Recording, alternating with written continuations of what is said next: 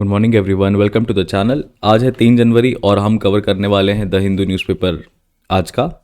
और जो इम्पोर्टेंट खबरें आज हमें पढ़नी है वो है सुप्रीम कोर्ट ने डीमोनेटाइजेशन को फेवर करते हुए 4:1 के वर्डिक्ट में सहमति दिखाई है। सिर्फ एक जज हैं जिन्होंने असहमति दिखाई है। डीमोनेटाइजेशन को इलीगल नहीं कहा। डीमोनेटाइजेशन जिस सेक्शन के अंडर सेंट्रल गवर्नमेंट ने अनाउंस किया था उसको इलीगल कहा। तो हमें ये थोड़ा सा देखना पड़ेगा। हालांकि यहाँ पे डिमोनेटाइजेशन पुराना मुद्दा हो गया है, सुप्रीम कोर्ट का फैसला अभी आया है, ये बहुत मेजर नहीं है हमारे लिए, बट फिर भी हम एक बार इस जजमेंट को देख लेंगे। मिलिटेंट्स ने आईडी एक्सप्लोड किया कश्मीर में, सिविलियंस मारे गए हैं। ये खबर भी हमें देखनी पड़ेगी कि आखिरकार कश्मीर में ये बढ़ती इंसर्जेंसी क्यों है। और हमने अभी हाल फिलहाल में देखा कि बॉर्डर सिक्योरिटी फोर्स ने कश्मीर में बहुत सारे ड्रोन्स जो हैं वो पकड़े हैं और पंजाब में भी ये चीज़ पाई गई है। उड़ीसा आंध्र प्रदेश की बाउंड्री कॉन्फ्लिक्ट को भी हम समझेंगे। उड़ीसा आंध्र प्रदेश की बाउंड्री कॉन्फ्लिक्ट को हम उसी दौर में देख रहे हैं जब हमने रिसेंटली सुना है महाराष्ट्र और कर्नाटका के बीच में बाउंड्री कॉन्फ्लिक्ट हो रहा है। फर्दर इंडिया और ऑस्ट्रिया के बीच में एक एग्रीमेंट हुआ है, mobility and migration agreement to control illegal migration from India, तो उसको भी हम देखेंगे। IT games, regulation of IT games यानी ऑनलाइन गेम्स जो हैं वो आईटी लॉस के अंडर अब रेगुलेट किए जाएंगे। हर एक गेम ऑनलाइन गेमिंग वाली कंपनी को क्या करना पड़ेगा, रजिस्ट्रेशन मैंडेटरीली कराना पड़ेगा अपना, तो वो हमें चेक करना पड़ेगा। यहाँ पे दो चीज़ें होती हैं, गेम ऑफ स्किल की बात होगी और गेम ऑफ चांस की बात होती है। गेम ऑफ स्किल और गेम ऑफ चांस की बात होती है, तो हम थोड़ा सा चर्चा करेंगे इसके ऊपर कि क्या होता है गेम ऑफ स्किल, क्या होता है game of chance. Ladakh region के डेवलपमेंट के लिए मिनिस्ट्री ऑफ होम अफेयर्स ने 17 मेंबर्स की कमेटी बनाई है। तो लद्दाख रीजन का डेवलपमेंट के लिए हम क्या कर सकते हैं, will have to look into that. National commission on scheduled tribe और गवर्नमेंट ऑफ इंडिया के बीच में कन्फ्लिक्ट होते हुए नजर आ रहा है, क्योंकि गवर्नमेंट ऑफ इंडिया ने फॉरेस्ट कंजर्वेशन एक्ट के तहत कुछ रूल्स निकाले, ministry of environment, forest and climate change ने, और वो वॉयलेट करते हैं फॉरेस्ट राइट्स एक्ट 2006 के, जो कि बेसिकली किसके लिए इंपॉर्टेंट है, ट्राइबल पॉपुलेशन के लिए इंपॉर्टेंट है। तो ये भी हमें चेक करना पड़ेगा, ट्राइबल पॉपुलेशन के लिए इंपॉर्टेंट है। तो एक कॉन्स्टिट्यूशनल बॉडी है जिसका काम है किसको देखना, इनको स्पेशल ऑब्जेक्टिव क्या दिया गया था, ट्राइबल पॉपुलेशन को देखना। और ट्राइबल पॉपुलेशन का कोई भी राइट अगर अफेक्ट हो रहा है by the action of the government, तो they can take actions and they can ask the government.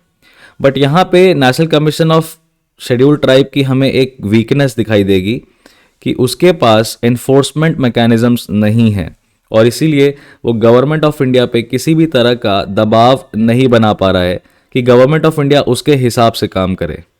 तो ये हमें चेक करना पड़ेगा, ये मेजर न्यूज़ में से है।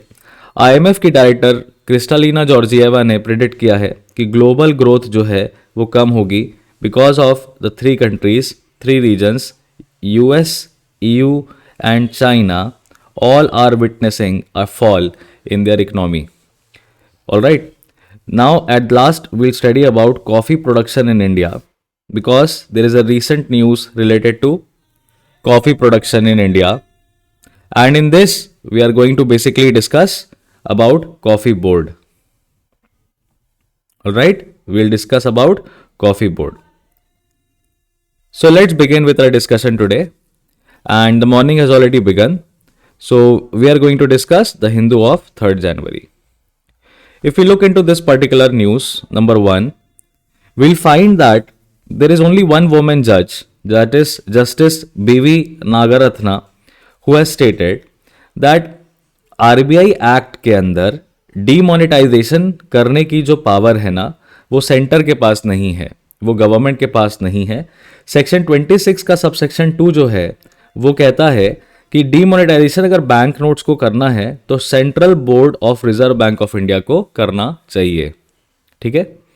और वहीं जस्टिस B.R. गवई, जिन्होंने बाकी जजेस के फेवर में जजमेंट लिखा, उन्होंने कहा डीमोनेटाइजेशन नोटिफिकेशन ये किसी भी तरह का कोई दिक्कत नहीं है इसमें, ठीक है। इसमें डिसीजन मेकिंग प्रोसेस में भी कोई प्रॉब्लम नहीं है, टेस्ट ऑफ प्रोपोर्शनैलिटी भी सेटिस्फाई करता है।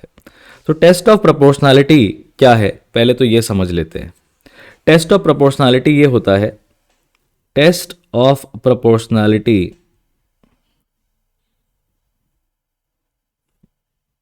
What is test of proportionality, यानी कि अगर कोई भी एक्ट या कोई भी एक्शन किसका, गवर्नमेंट का अगर है, या कोई भी पॉलिसी है और अ पॉलिसी, ठीक है, ऑफ गवर्नमेंट, ठीक है, गवर्नमेंट की है, और वो इंटरेस्ट ऑफ पब्लिक को अफेक्ट कर रही है, किसको अफेक्ट कर रही है, interest of public at large को अफेक्ट कर रही है।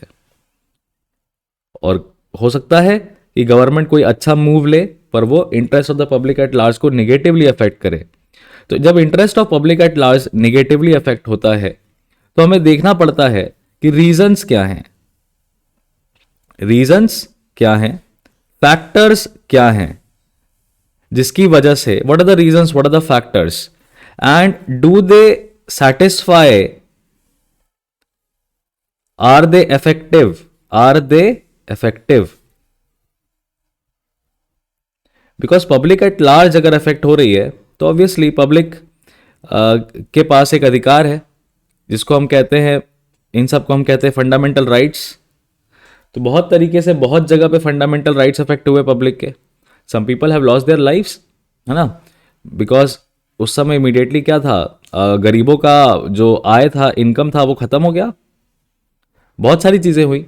तो टेस्ट ऑफ प्रोपोर्शनैलिटी से सेटिस्फाई करना पड़ेगा कि जो गवर्नमेंट ने मेजर्स लिए क्या वो इफेक्टिव थे, और अगर वो इफेक्टिव थे तो इसी को कहते हैं टेस्ट ऑफ प्रोपोर्शनैलिटी, जो कि हम नहीं लगा सकते, कोर्ट लगाता है गवर्नमेंट पॉलिसी, गवर्नमेंट एक्शन या गवर्नमेंट की एक्ट को जस्टिफाई करने के लिए।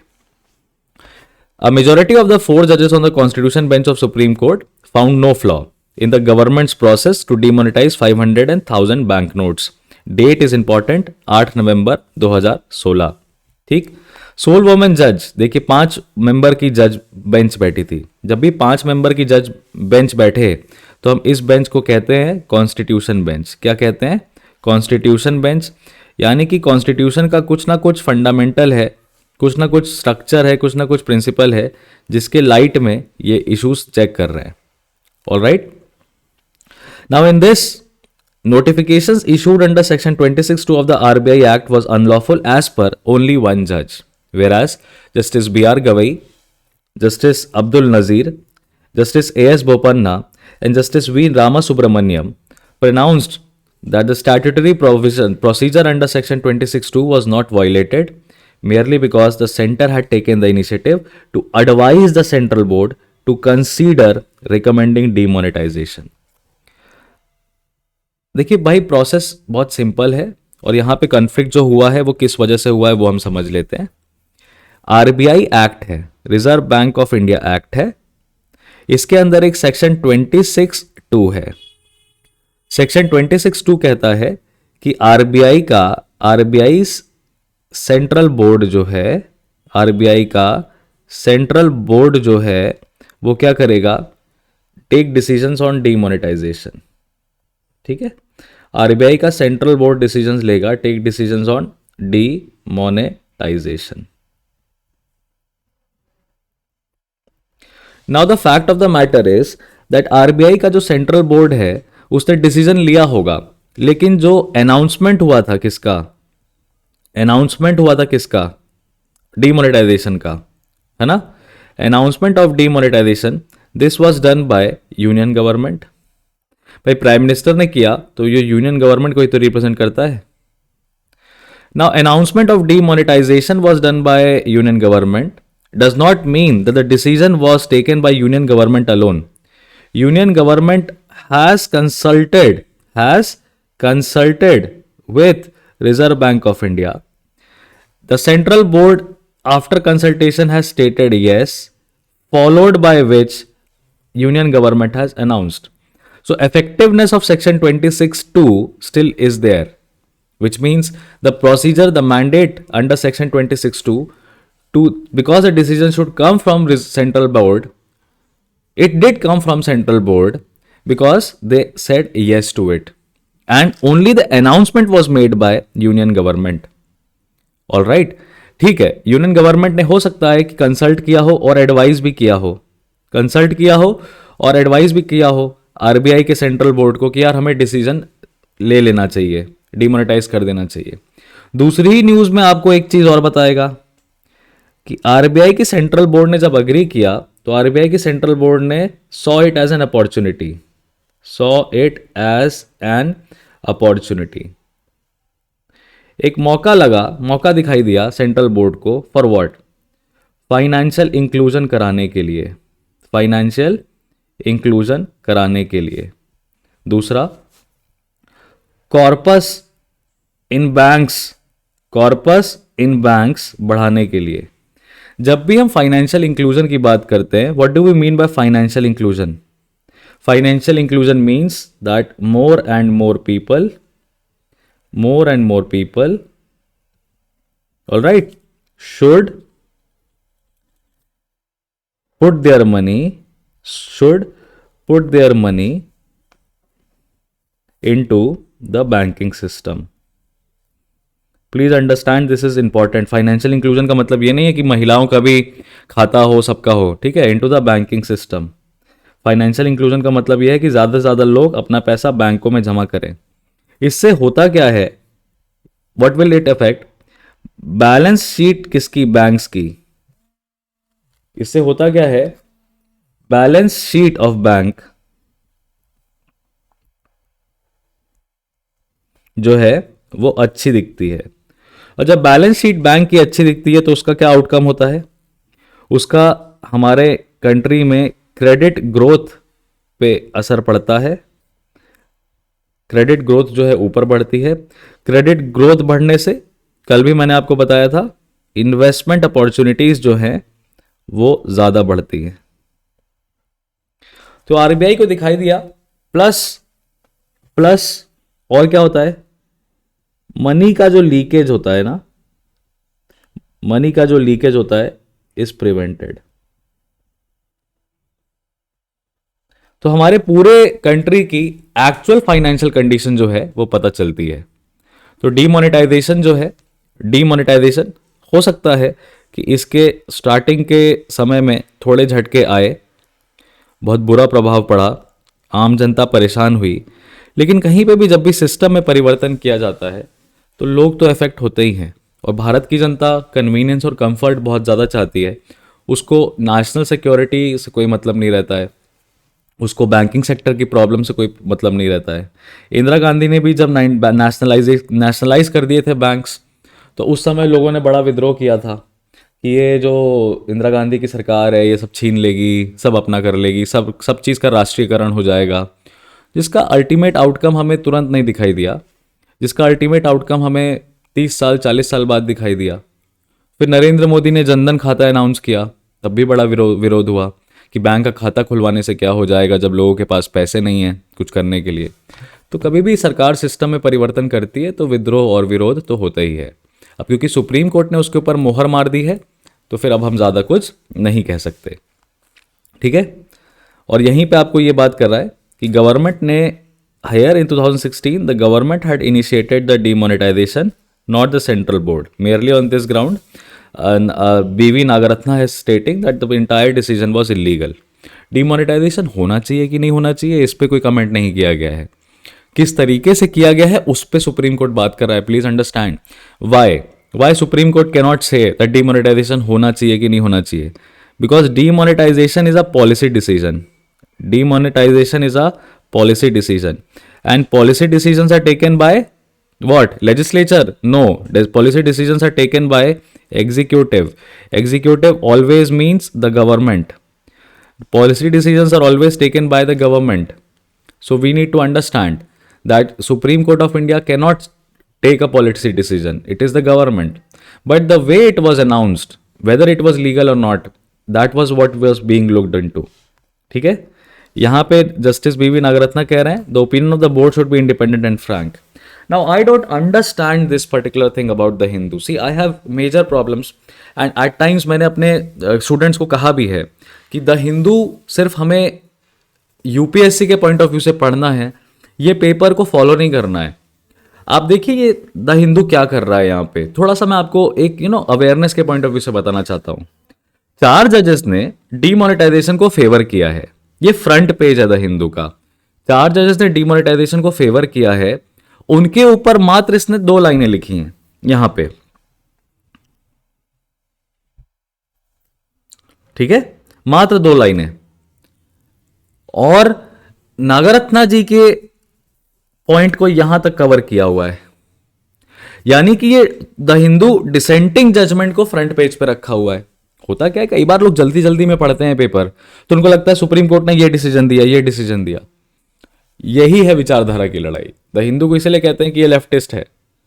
लेफ्टिस्ट का मतलब कांग्रेस का समर्थक नहीं, लेफ्टिस्ट का मतलब ये होता है कि सरकार में कोई भी हो उसके खिलाफ बोलेंगे। इसीलिए आपको दोनों पेपर का बैलेंस होना चाहिए। वहीं इंडियन एक्सप्रेस को आप देखिएगा फ्रंट पेज आज निश्चित रूप से देखिएगा, इनके बारे में 1 2 3 लाइन लिखी होगी और मेजोरिटी जजमेंट के बारे में ज़्यादा कुछ बताया होगा कि वो गवर्नमेंट को फेवर करता है न्यूज़पेपर। तो दोनों का अपना अपना सच है। आपका सच मेरा सच एक नहीं होगा, आपका सच मेरा सच अलग होगा। Truth is not universal, truth is constructed. There are certain eternal truths, like natural forces are truths, but they are not truths, they are phenomena.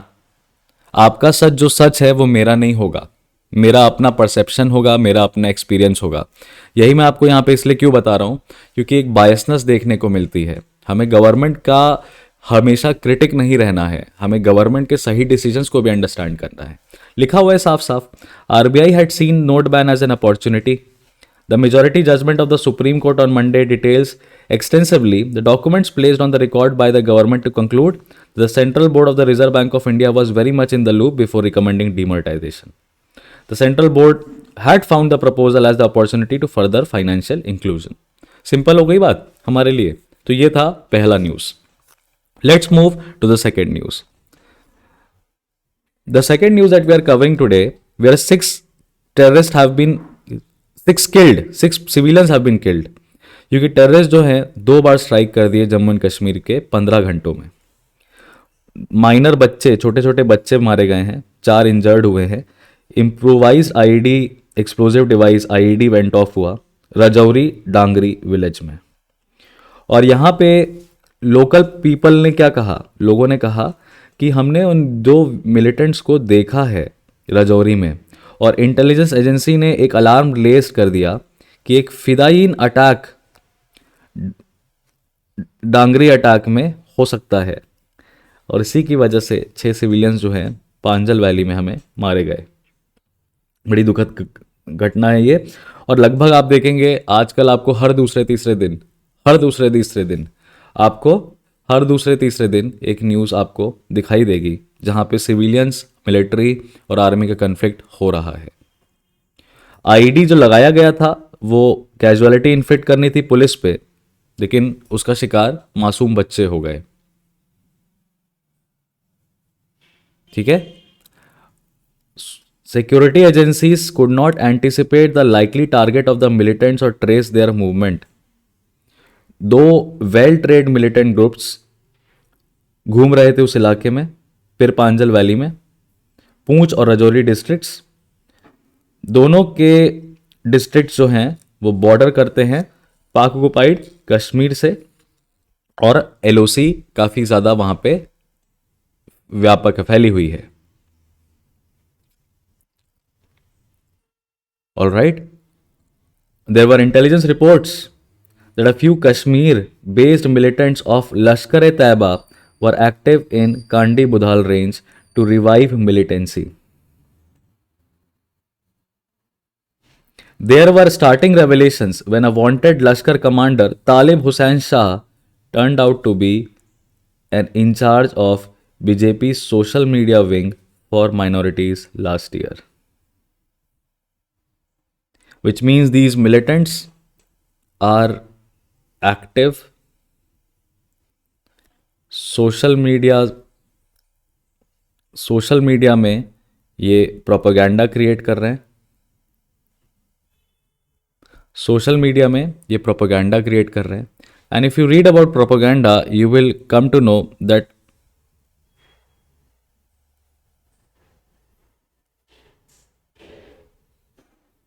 Hitler's main camp में आपको दिखाई देगा प्रोपेगेंडा क्या होता है।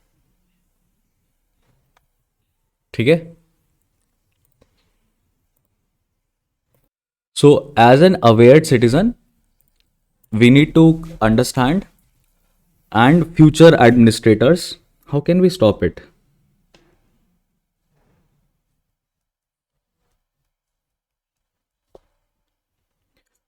To stop militancy and terrorism in Kashmir, how can we do it?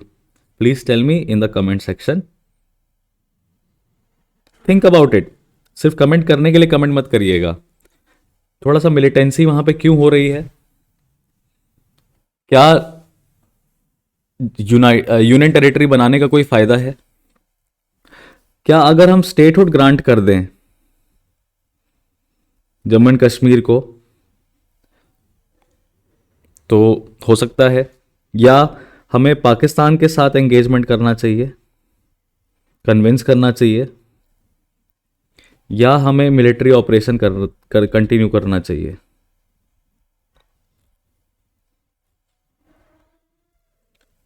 ये तीन options हैं आपके पास, ए बी सी। आप किसको चूज करेंगे कमेंट सेक्शन में हमें ज़रूर बताइएगा, मुझे इससे आपकी समझ जो है वो पता चलेगी कि आप क्या चूज करते हैं। ठीक है। Further, Orissa to fly officers to disputed Kotia region for reviewing projects. Now in this particular news editorial news piece, यहां पे दिख रहा है आपको कि उड़ीसा गवर्नमेंट का डेवलपमेंट जो है वो कोटिया जिले में, कोटिया गांव में विजिबल है, और कोटिया जिले के गांव में विजिबल है। यह मामला टेरिटोरियल डिस्प्यूट का है उड़ीसा और आंध्र प्रदेश में, 50 साल पुराना मामला है। दोनों स्टेट्स पहुंच गए थे सुप्रीम कोर्ट, तो सुप्रीम कोर्ट ने कहा स्टेटस क्यों मेंटेन करिए 1968 में, फिर 2006 में भी ये कहा सुप्रीम कोर्ट ने कि स्टेटस क्यों बने रहने दीजिए। ठीक है। भुवनेश्वर से 550 किलोमीटर की दूरी पे 22 गांव आते हैं, इसके अंडर 22 गांव आते हैं, और पटनायक जी की सरकार ने अनाउंस किया है special package to ensure that the border villages, जहां पे पहाड़ वहाड़ हैं, वो all weather roads and bridges के साथ कनेक्टेड हों, स्कूल्स हों, हॉस्पिटल्स हों, बैंक्स हों और पुलिस स्टेशन हों।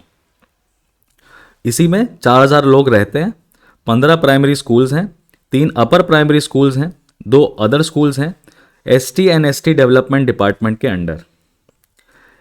गवर्नमेंट ने additional roads and bridges estimate किए हैं, 26.26 करोड़ का प्रोजेक्ट जो है वो अनाउंस किया है।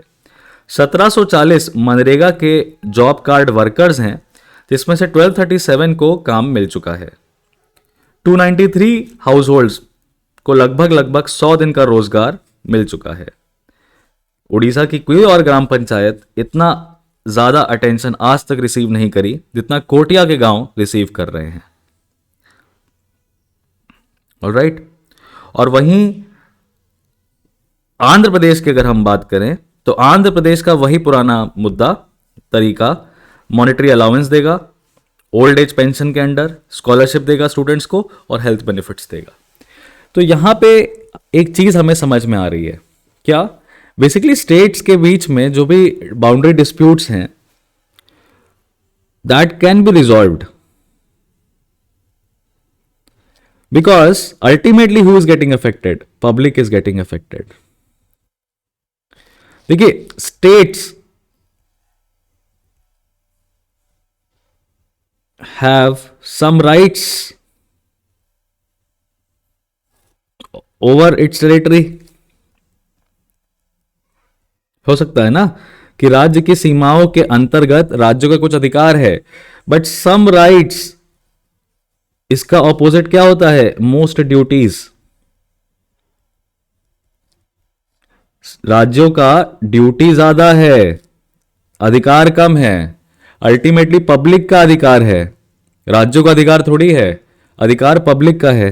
तो यहां पे हम ये देख रहे हैं कि किस तरीके से डेवलपमेंट पुश करने से आप इस बाउंड्री कॉन्फ्लिक्ट को खत्म कर सकते हैं, बिकॉज अल्टीमेटली पब्लिक जो है वो डेवलपमेंट चाहती है। तो जब यहां पे हमें ऑल वेदर रोड दिखाई देती है जो कि ऑलरेडी उड़ीसा बना चुकी है, यहां पे हमें टाइमली पंचायत इलेक्शन दिखाई देते हैं, टाइमली पंचायत इलेक्शंस हो रहे हैं, है ना। फर्दर जब हमें यहाँ पे स्कूल्स दिखाई दे रहे हैं, हमें यहाँ पे प्रॉपर हॉस्पिटल्स दिखाई दे रहे हैं, हमें यहाँ पे गरीबों के लिए एमजी नरेगा जो है उसमें लगभग 100 डेज का वर्क जो है वो दिख रहा है, और ये सब उड़ीसा करा रही है, उड़ीसा की गवर्नमेंट करा रही है। तो अल्टीमेटली ये सारी चीजें जनता को अफेक्ट करेंगी ना। तो कभी भी आपसे बाउंड्री कॉन्फ्लिक्ट, स्टेट वर्क के बाउंड्री कॉन्फ्लिक्ट के बीच में अगर कभी भी क्वेश्चन आए तो आप इन सभी चीजों को अपने दिमाग में रखिएगा, और उड़ीसा का एग्जांपल आप कोट कर सकते हैं कोटिया जिले के लिए। ये न्यूज हम ऑलरेडी कवर कर चुके हैं। भारत, देखिए ऑस्ट्रिया के जो फॉरेन मिनिस्टर हैं अलेक्जेंडर स्कैलनबर्ग, इन्होंने इंडिया के एस जयशंकर से यही कहा कि आपके यहां से बहुत सारे लोग इलीगल इमिग्रेंट्स हैं हमारे यहां पे, और हम उनको प्रोटेक्शन नहीं दे सकते, हम उनको रिकॉग्नाइज नहीं कर सकते। उसी के लिए कॉम्प्रिहेंसिव माइग्रेशन और मोबिलिटी पार्टनरशिप एग्रीमेंट हुआ, जो कि स्ट्रेटेजिकली इंपॉर्टेंट है ऑस्ट्रिया के लिए, ना कि इंडिया के लिए। इससे इंटेंसिफाइड कोऑपरेशन होगा। इस कॉम्प्रिहेंसिव माइग्रेशन और मोबिलिटी पार्टनरशिप एग्रीमेंट में होगा ये कि इंडिया जो है, government of India will undertake to take back the illegal immigrants from India, while Austria will ensure ease of movement for students, scholars and skilled workers. Illegal immigration की वजह से सही तरीके से जो भी कोई ऑस्ट्रिया जा रहा है पढ़ने, काम करने, ऑस्ट्रियन गवर्नमेंट मजबूर है कि उसको सभी मूवमेंट पे रोक लगानी पड़ रही होगी, कंट्रोल लगाना पड़ रहा होगा। तो कानूनी रूप से, लीगल रूप से जो यूरोपियन यूनियन में एंटर कर रहे हैं, ऑस्ट्रिया में एंटर कर रहे हैं, उनको दिक्कत फेस करनी पड़ रही है इलीगल इमिग्रेशन से। अल्टीमेटली इससे वो लोग भी अफेक्ट हो रहे हैं और ऑस्ट्रियन गवर्नमेंट भी अफेक्ट हो रही है, असाइलम सीकर्स भी अफेक्ट हो रहे हैं। तो सभी के लिए जरूरी है कि एक बीच का रास्ता निकाला जाए। ऑलराइट, सो आप यहां पे इंडिया ऑस्ट्रिया, अभी इंडिया और यूरोपियन यूनियन, इंडिया और यूरोपियन यूनियन जो है वो डिस्कस कर रहे हैं फ्री ट्रेड एग्रीमेंट, वो डिस्कस कर रहे हैं फ्री ट्रेड एग्रीमेंट। तो अब हमें यहां पे ये समझना है कि ये जो फ्री ट्रेड एग्रीमेंट्स हैं, है ना, ये किस तरीके से इंडियन इकोनॉमी को, can they help Indian economy?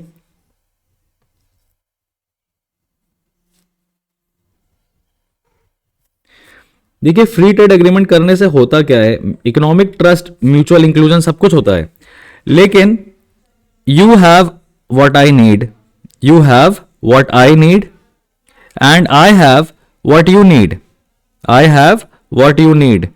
जब ये दोनों कंडीशंस सेटिस्फाई होंगी, दैट तुम्हारे पास वो है जो मुझे चाहिए और मेरे पास वो है जो तुम्हें चाहिए, तभी फ्री ट्रेड एग्रीमेंट जो है वो सक्सेसफुल हो सकता है।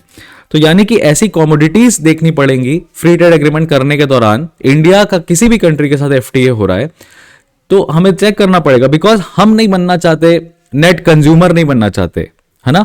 हम कोशिश करते हैं कि हमारे यहाँ जिस चीज का प्रोडक्शन ज्यादा है, आपके यहाँ उसका कम है, तो वो चीज आप हमसे ले लीजिए। आपके यहाँ कोई चीज ज्यादा हो रही है और उसके यहाँ हमारा प्रोडक्शन कम है, तो आप हमें दे दीजिए। लेकिन अगर ये चीज हम ऑयल के साथ करने लगे, मान लो किसी कंट्री में गेहूं नहीं होता है, तेल बहुत ज्यादा होता है, पेट्रोल और क्रूड ऑयल, और हमारी कंट्री में गेहूं ज्यादा होता है, क्रूड ऑयल कम होता है, क्या हम इस चीज के लिए फ्री ट्रेड एग्रीमेंट कर सकते हैं? आप कॉमन सेंस लगाइए, कितना इजी हो जाएगा गवर्नमेंट ऑफ इंडिया के लिए अपना क्रॉप प्रोडक्शन बढ़ा के तेल खरीदना। लेकिन फ्री ट्रेड एग्रीमेंट्स रेगुलेटेड होते हैं वर्ल्ड ट्रेड ऑर्गेनाइजेशन की गाइडलाइन से, और ये लिमिटेड आइटम्स पे ही दिए जा सकते हैं, ये लिमिटेड आइटम्स पे ही दिए जा सकते हैं। तो क्या है वो आइटम्स, आप जरा गूगल करिए, पढ़िए फ्री ट्रेड एग्रीमेंट्स के बारे में, और देखिए कि कोई आपको आर्टिकल दिख रहा है क्या कि इसका इंडियन इकोनॉमी में इफेक्ट कैसा पड़ेगा, और वहां से आपका आंसर बिल्डअप प्रिपेयर हो जाएगा। फर्दर मूव करते हैं।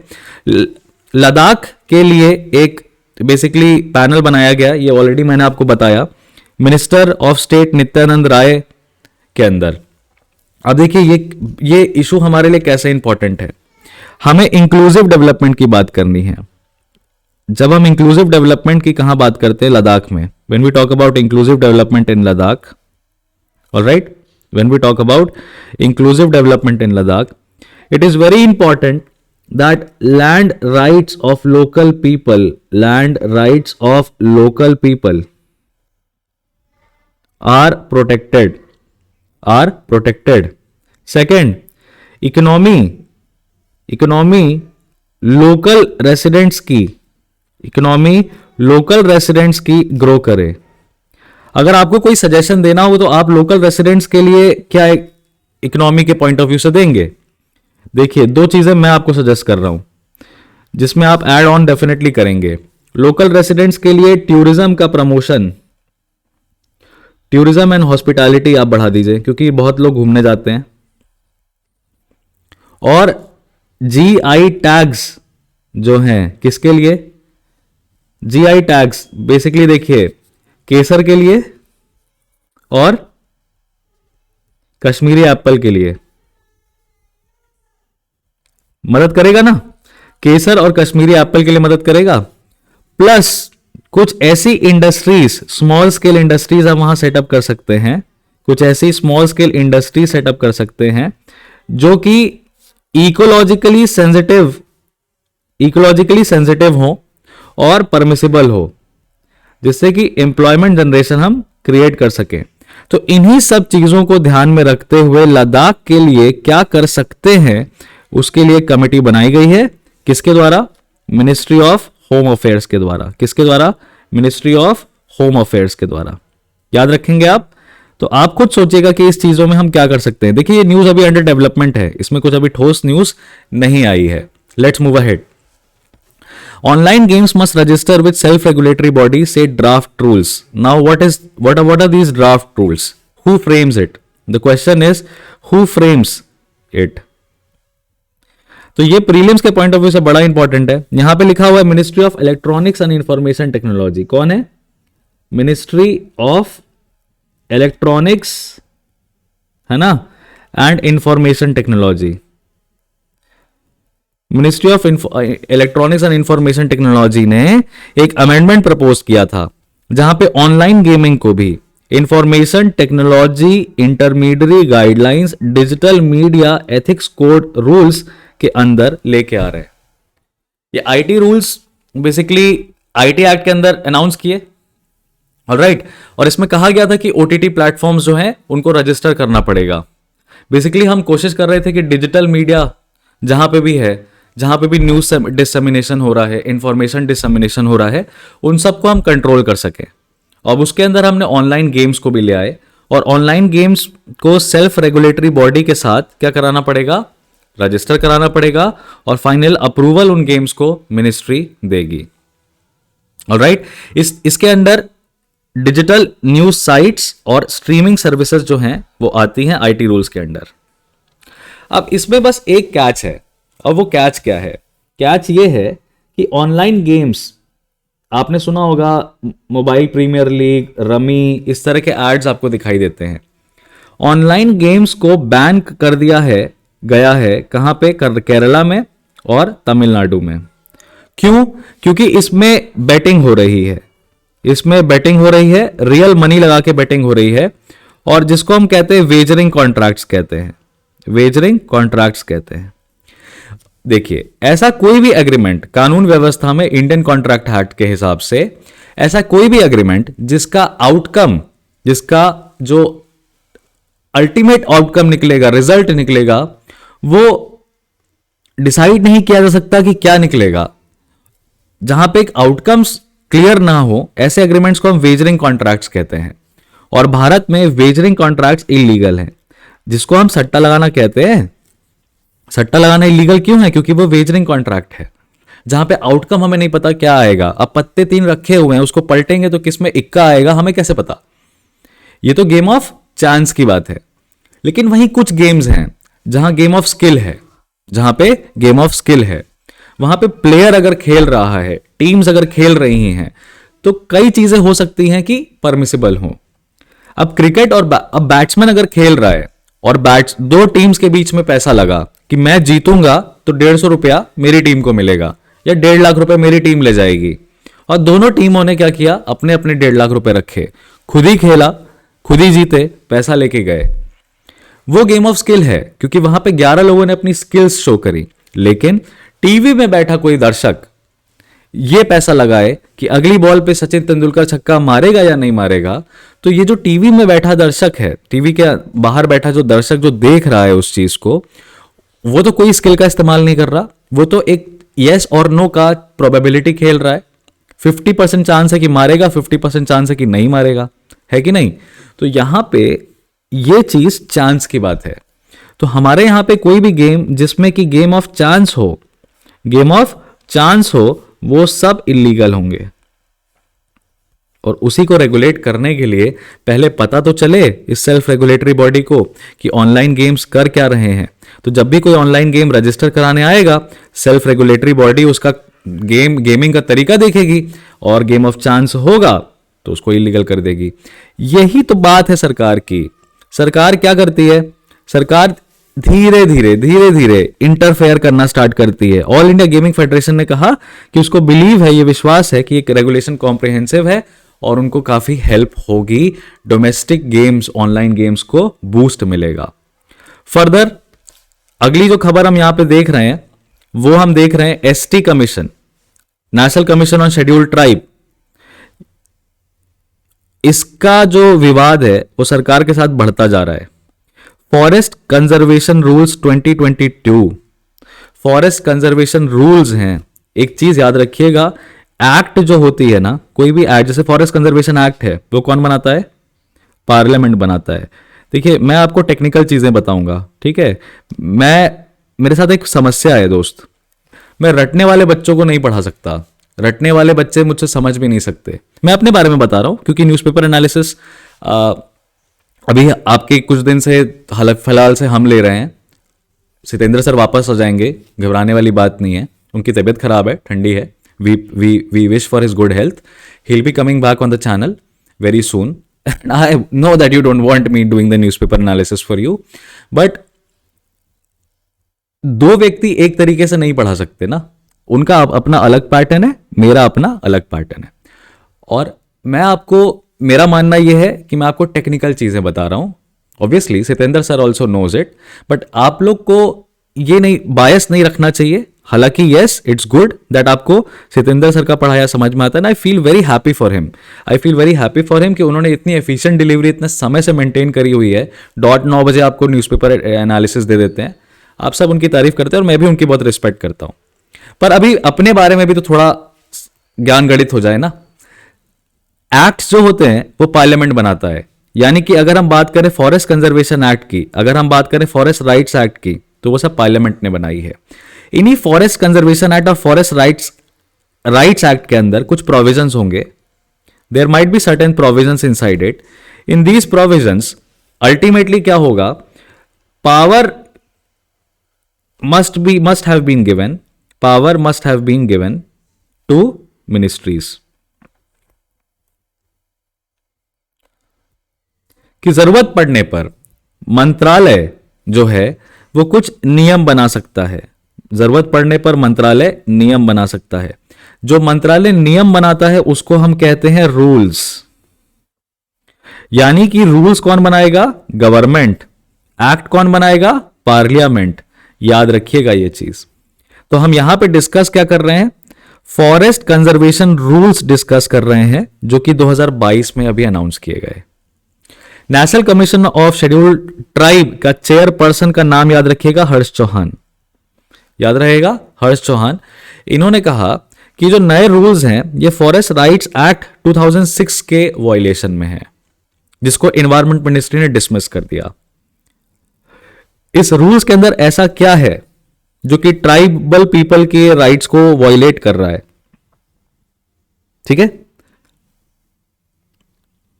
बेसिकली इस रूल के अंदर यह कहा गया है कि अगर कोई भी जंगल वंगल हटाना होगा जिसका स्टेज 1 या स्टेज 2 क्लियरेंस कराना है, तो हमें लोकल ग्राम सभा की कंसेंट जो है नहीं चाहिए।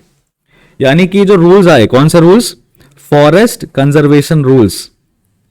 फॉरेस्ट कंजर्वेशन रूल्स 2022 जो आए, इसमें यह कहा गया बेसिकली कि जो ग्राम सभा है, भाई गांव है, गांव में जंगल है, ग्राम सभाज परमिशन इज नॉट मैंडेटरी। ग्राम सभाज permission is not mandatory. Whereas in Forest Rights Act of 2006, it is mandatory that the permission of Gram Sabha should be taken. What did the ministry said? What did the ministry say? Ministry ने कहा जो हमने rules बनाए हैं, rules have been framed, किस act के अंदर? Rules have been framed under forest conservation act 1980. क्योंकि हमने नियम बनाए हैं फॉरेस्ट कंजर्वेशन एक्ट 1980 में, और आपके हिसाब से वो फॉरेस्ट राइट्स एक्ट 2006 को वायलेट कर रहा है. दोनों बातें अलग अलग हैं and hence it's not legally tenable. यानी कि आपका जो आर्ग्यूमेंट है वो कानूनी रूप से सही नहीं है. बट एक चीज मुझे यहां पे समझ नहीं आती, या मैं आपसे भी कहूंगा कि you try to understand that principle of harmonious construct क्यों नहीं लेते ये लोग? प्रिंसिपल ऑफ हार्मोनियस कंस्ट्रक्ट क्यों नहीं लेते ये लोग? भाई जंगल बचाने के लिए एक कानून बनाया गया, उस जंगल में रहने वाले लोगों के लिए एक और कानून बनाया गया. क्या दोनों बातें अलग अलग हो सकती हैं? नहीं हो सकती हैं. तो दोनों कानूनों को हार्मोनियसली कंस्ट्रक्ट करिए to add a meaning to it, to add protection to the people. Question तो यही है कि इंटरेस्ट ऑफ पब्लिक बड़ा होगा या इंटरेस्ट ऑफ गवर्नमेंट? क्या बड़ा होगा? Interest of public will be greater than interest of government, और interest of government will be greater than interest of public. None can be said so, and that is why a balance has to be created. So interest of public should be equivalent to the interest of the government, and when we try to align these interests, then only we can say that आपके यहाँ पे democracy जो है वो successful है. We need to align the interest of the government because ultimately it is working for the welfare of the country, development of the country, and development should not be such that the interest of the public at large is at stake. All right, it should be protected. So none can be greater than each other. Both have to be balanced, and that is why I say principle of harmonious construct. Just in the similar manner we follow for fundamental rights and DPSPs. It should be done. Alright, moving further ahead. यहाँ पे IMF MD Georgieva ने warn किया है कि 2023 में tougher year होगा. You will try to read it.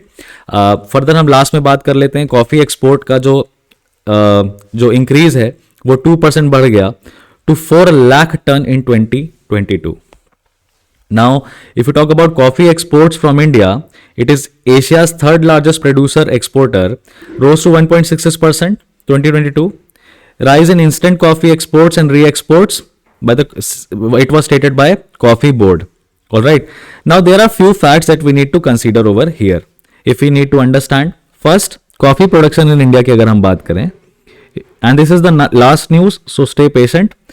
If we talk about coffee production in India, कौन से रीजन्स हैं जहां पे कॉफी सबसे ज्यादा ग्रो की जाती है? Coffee production in India largest Karnataka में है. कहां पे है? कर्नाटका में. Followed by second Kerala. ये हम हाईएस्ट टू लोएस्ट प्रोडक्शन जा रहे हैं, हाईएस्ट टू लोएस्ट जा रहे हैं. ठीक है. Followed by Tamil Nadu. Now coffee production के लिए क्या क्या क्लाइमेटिक कंडीशंस रिक्वायर्ड है ये भी हम समझ लें. जरा आप इस एग्जांपल से समझिएगा. क्लाइमेटिक कंडीशंस की रिक्वायरमेंट क्या है वो हम देख रहे हैं यहां पे. जरा वर्ल्ड की बात कर लें. पूरी दुनिया में कॉफी कहां उगाई जाती है? पूरी दुनिया में कॉफी 4 रीजन्स में उगाई जाती है. एक साउथ अमेरिका जहां पे ब्राजील ये सब हैं. Second Africa. ठीक है. और इसके बाद साउथ एशिया जिसमें ऑब्वियसली साउथ इंडिया है और साउथ ईस्ट एशिया. ये सभी रीजन्स में उगाई जाती है. अगर आप ध्यान से इन सभी रीजन्स को स्टडी करेंगे मैप में तो आपको दिखाई देगा ये सभी रीजन्स इक्वेटर के पास हैं. तो क्लाइमेटिक कंडीशंस कैसी होगी? Equatorial type of climate required होगा. Equatorial type of climate required होता है. इक्वेटोरियल टाइप ऑफ क्लाइमेट कैसा होता है? It is wet and it is hot. Alright, plus एक तरह की मिट्टी रिक्वायर्ड होती है जिसको हम कहते हैं लेटरलाइट सॉइल। क्या कहते हैं? Laterite soil. This is also required, laterite soil is required. So all of these climatic conditions are very proper in Karnataka, followed by Kerala and Tamil Nadu, and these are the chief producing states in India. Plus कुछ states हैं north east के जहां पे coffee production होता है but उतना robust नहीं है। दो तरह के कॉफी बीन्स हैं। If you talk about coffee beans in India, पूरी दुनिया में, तो दो तरह के प्राइमरी कॉफी बीन्स है जो कंज्यूम किए जाते हैं। One is robusta, one is robusta, the other is arabia. India में रोबस्टा बीन्स होते हैं, इंडिया में रोबस्टा बीन्स होते हैं। और अगर वर्ल्ड में बात करें तो लार्जेस्ट प्रोड्यूसर ब्राजील है, उसके बाद वियतनाम है। एशिया में बात करें तो इंडोनेशिया, वियतनाम, चाइना, ये सब कॉफी को प्रोड्यूस करते हैं, और इंडिया। ठीक है, इंडिया जो है थर्ड लार्जेस्ट प्रोड्यूसर भी है और third largest exporter of coffee भी है। हमारे यहां पे मैक्सिमम कॉफी कंज्यूम की जाती है साउथ इंडिया में, ना कि नॉर्थ इंडिया में। नॉर्थ इंडिया में टी ज्यादा है। और अल्टीमेटली इन सभी के लिए एक कॉफी बोर्ड बनाया गया था, इन सभी के लिए एक कॉफी बोर्ड बनाया गया था गवर्नमेंट ऑफ इंडिया का, जिसका काम था प्रोडक्शन के लिए एडवाइस करना, एक्सपोर्ट के लिए एडवाइस करना एंड ऑल दैट। ऑलराइट, ये कैसी बॉडी है? एडवाइजरी बॉडी है। ये कैसी बॉडी है? एडवाइजरी बॉडी है। एडवाइजरी के साथ साथ ये स्टैट्यूटरी ऑर्गेनाइजेशन भी है, ये स्टैट्यूटरी ऑर्गेनाइजेशन भी है, जो कि कॉफी एक्ट के अंडर बनाई गई थी। किसके अंडर? कॉफी एक्ट के अंडर बनाई गई थी 1942 में। कॉफी बोर्ड कैसी बॉडी है? एडवाइजरी बॉडी है, स्टैट्यूटरी ऑर्गेनाइजेशन है, जो कि कॉफी एक्ट 1942 के अंडर बनाया गया था। किस मिनिस्ट्री के अंडर आता है? तो ministry of commerce and industry के अंदर आता है।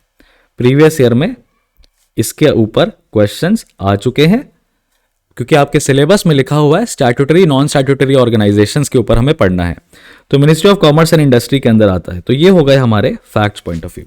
तो अब हम देख लेते हैं कि आज के न्यूज में हमने क्या कवर किया। बेसिकली एडिटोरियल्स नहीं कवर किए, उसका एक्सप्लेनेशन आपको शाम को मिल जाएगा। हमने न्यूज कवर की है सुप्रीम कोर्ट का डीमोनेटाइजेशन का जजमेंट, किस तरीके से इकोनॉमी में प्रभाव होता है डीमोनेटाइजेशन का, ये आप चेक करेंगे।